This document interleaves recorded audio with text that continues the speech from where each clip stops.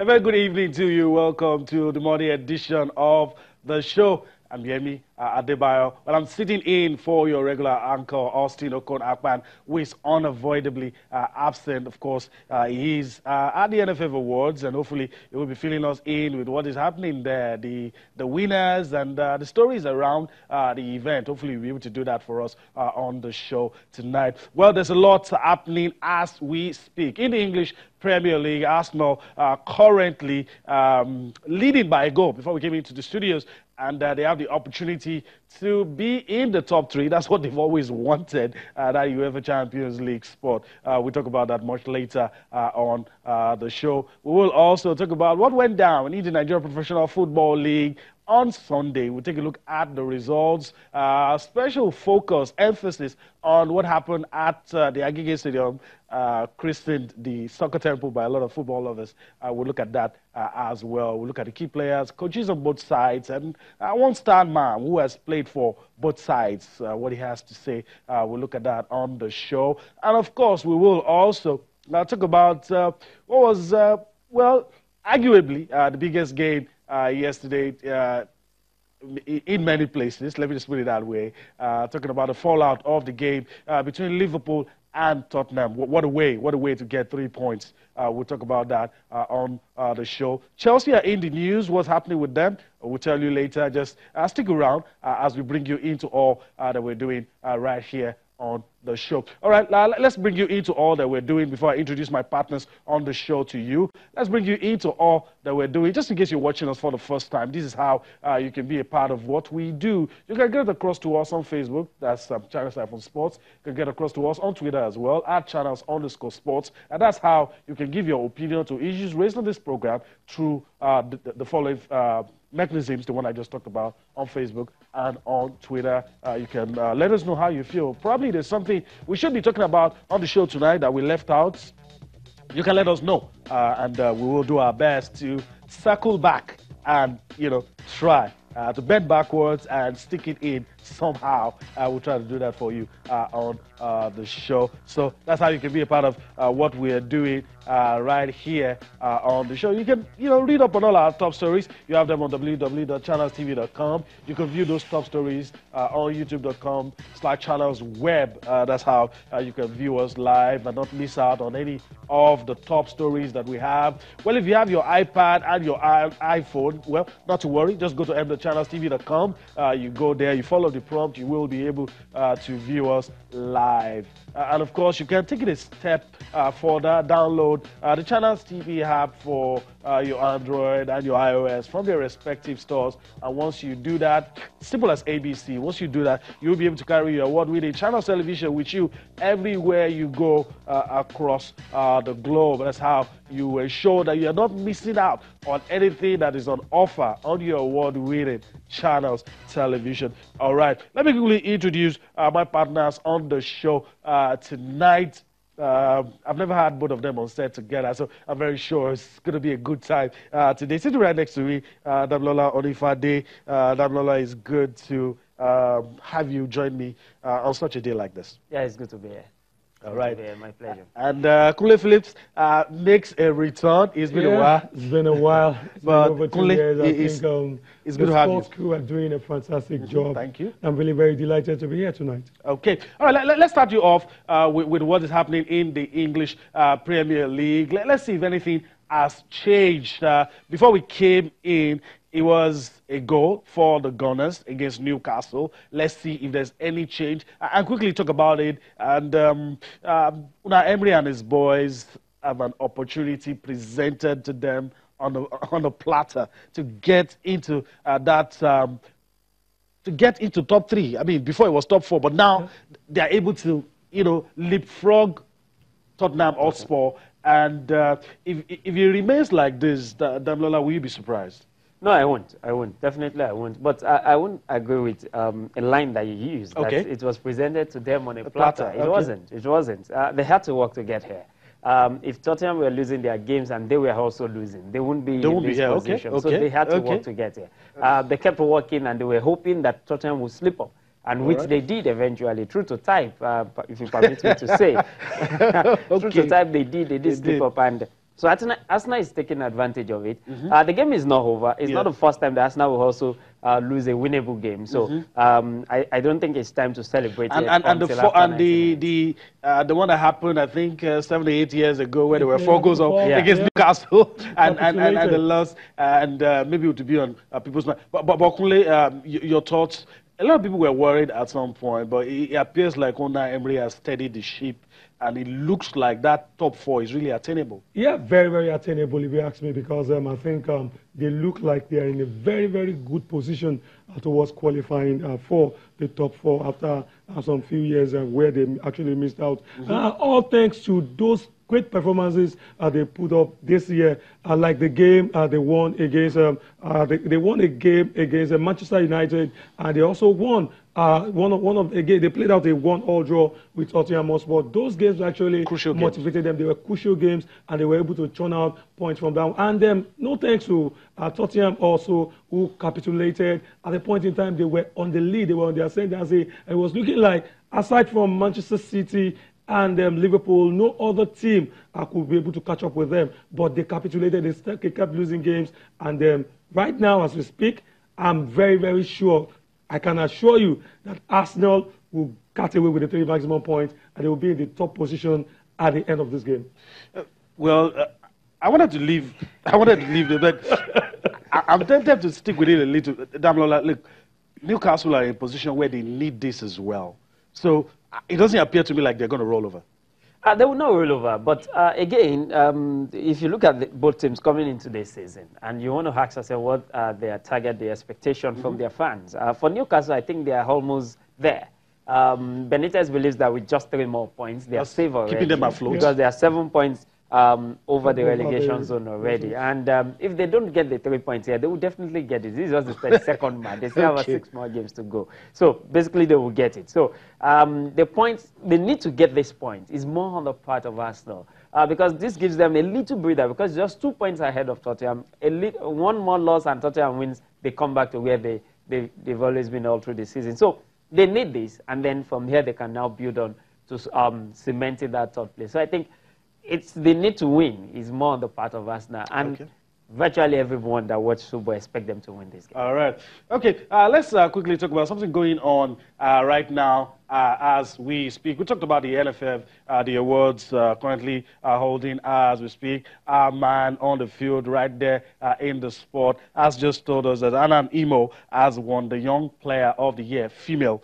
And so that's one of the awards. I'm very sure as those awards begin to come in, it will let us know. But Kunle, does that come as a surprise to you in any way? Yeah, no, it doesn't actually come as a surprise. If you look at what the person, this individual has done in 2018, she's actually done very, very well. I think that the award, in fact, is well deserved. Okay, all right, let's also tell you that Samuel Chukwueze has been named Young Player of the Year. He's won the award, male. I think on that one we can all agree. Damlola? Well, we can all agree if to a large extent you're zeroing in on what these guys did at their club. Well, let me just say we can all agree. Okay, Kunle seems to be nodding his head. Can we all agree? Yes, I think I quite agree, because I think I'm a fan of that young man. You know, week in, week out, he does it for Villarreal. Though you will agree with me that at times he doesn't really get to play, you know, for the club. But anytime, I remember one particular game he played, I had to watch over and over again. This season, a game involving Villarreal and Real Madrid, where he took the defenders apart. Sergio Ramos, they were all running around, and it was massive in that game. And I said to myself, it's a revelation, it's the future of the Super Eagles. I think this award is well deserved. Okay, all right. This one also, I'm very sure it's not going to come as a surprise. Thomas Dellaby, we're going to talk about him later on the show, but he has won the award for the female coach of the year, I guess 2018. I mean, I don't see anybody, I don't think any other person would have picked that award on the strength of the fact that his team did well in 2018, and I don't know, but I think it stands heads and shoulders above anybody, and I don't see how any other person could have picked. But I'm seeing them shake his head again. So I don't know if you agree with. But you know, there's nothing. We can only make comments. Yeah, again, I get what you're saying. I get what you're saying. I'm looking at that line of there's really no competition. That's basically what you're saying, and I totally agree with you. And what that also tells us is that aside the Super Falcons winning, what's happening to the ladies? What's happening to women football on the domestic scene? Because the coaches that should be competing with them should be our league winner and the ITO Cup winners. Absolutely. And the question is, do we really have those two competitions up and running? We are those clubs in a position, are those coaches given the platform to be able to compete for this award? My answer will be a big no. And that's why, yes, based on what we can, what we have, no questions. No questions. Okay, cool. Yeah, by virtue of the fact that he actually won the African Women's Cup of Nations, I think is actually well deserved. And just like Damilola said, the team that actually won the league and the ITO Cup, the coaches should be competing, but the platform hasn't been publicized like we have in the men's category. So I think the award well deserved for Thomas Dennerby. Okay, all right. Let's leave it at that for now. Let's move on. But trust us, we'll let you know as other winners emerge in the different categories. We will let you know. Kudos to our man, Austin Okonakpan, who is on the field, is down there and giving this to us as it is happening right there. So let's move on. And since we talked about Thomas Dennerby, let's just talk about the FIFA Women's World Cup. 67 days to go. Let's just give you a confirmation of that. It's 67 days to go. And I guess, well, that's it. Should we be shivering? Should we be excited? I think we should be doing one of the two. I don't know which one. You want the competition to come, but then again, you also want your team to be ready. And at 67 days to go, guys, I don't know how you feel about this upcoming tournament. Let me start with Kule. Well, I think I'm actually looking forward to it with a bit of trepidation, with a bit of doubt.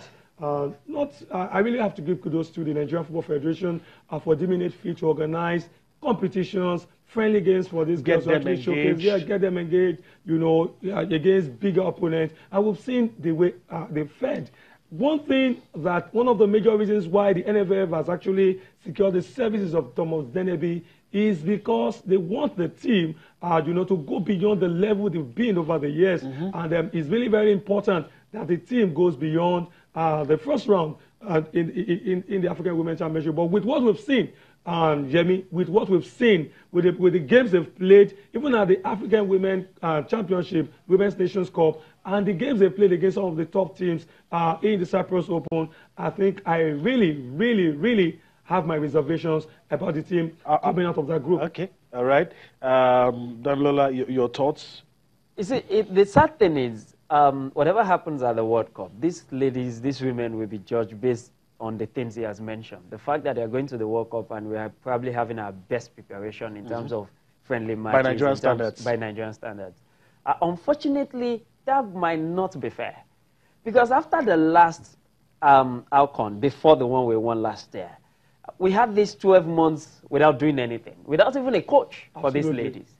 And so rather than have 2 years for the next outcome and then 3 years for the World Cup preparation, we had 1 year for the outcome and then 2 years for the World Cup preparation.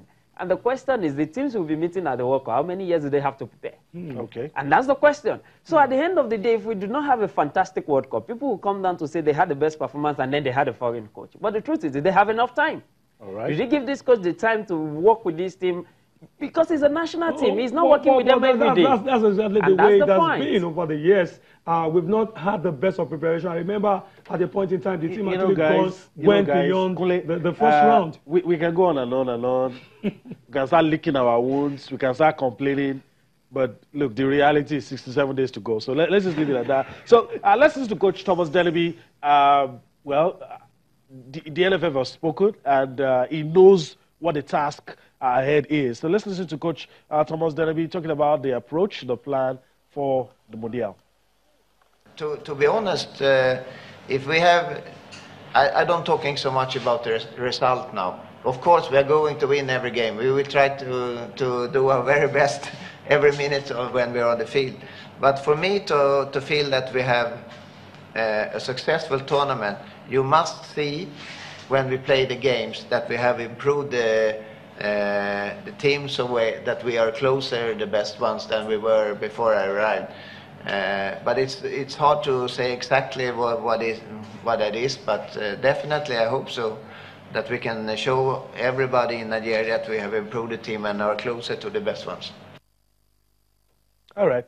Coach Thomas Delaby, Damola, you listen to him. You quite rightly pointed out that the measuring stick, the girls, whatever happens, will get the short end of the stick, and it might not be fair.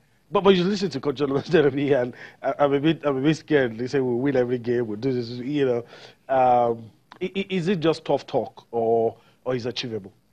Well, I think it's achievable, but there is, he said he's looking towards the World Cup with a bit of trepidation. I'm going to, expecting the World Cup to come in 67 days with caution expectation. Okay, cautious. Okay. You understand? So for me, what is important, the coach is saying the right thing. Whatever he says now is the girls will listen to him and they will feel this coach believes in us. They want to give him their best. But there is a limit that can do. When you get on the pitch of play, it's a different story entirely. I just hope that when the challenge comes, we will have the toughness to bear it. All right. That even when we lose, we'll see the performance and not be dismissed. Yeah, what we expect. All right, guys, I do this to everybody that comes on set with me, so I'm going to do it to you guys. France, Norway, South Korea. Of these teams, where do you think the 3 points can come from? Let me say Okule. Just straight take. Don't give me any explanation. Don't say if, what if. Of these three teams, where do you think the 3 points can come from? It's a big one, Yemi. It's a very, very big one. I don't think the 3 points will come from anywhere. Probably a draw, 1 point from Norway. Okay. Dablola? Our best chance for a point is against Korea. Okay. That's it. You said I shouldn't explain. Yeah. Okay. I'm tempted to hear the explanation. Okay. All right. We'll still be on the matter of the Super Falcons. We all expect them to. We all hope.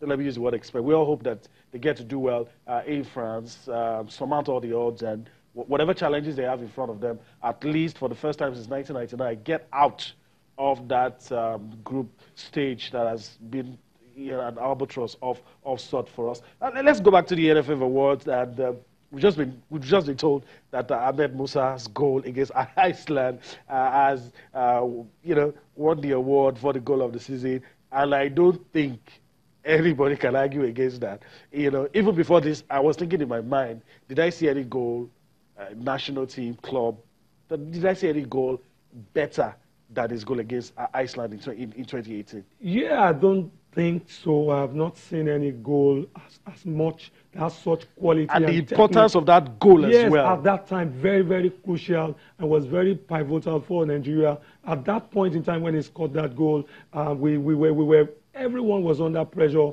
We were not sure about whether the Super Eagles were going to be able to beat Iceland in that game. But the techniques, getting that, in-swinger from Victor Moses, control the ball, and then on air, he fired it. It was absolutely massive, absolutely fantastic. I think no other goal deserves it other than that very goal. I don't know if that has second thoughts or... I don't know, but I think it's well deserved. No, of the three nominated, that's the best. Okay. So on that, we all agree. We agree. Absolutely. Okay. All right. As we speak, let's also try to factor in maybe the contenders for the awards. Coach of the Year, also, Benga Ogumbote has bagged the award. And I don't know, against those he was paired with, your thoughts, Kule? Well, I think I think it was paired with even Genotro. And then Solomon. I think he deserves it as well. I was actually thinking probably by virtue of the fact that Coach Genotro won qualified Nigeria for the African Cup of Nations. Remember, in the last two editions of the tournament, we couldn't qualify, but you really have to give it to Benga Ogumbote also. Last season, he also did well with his club.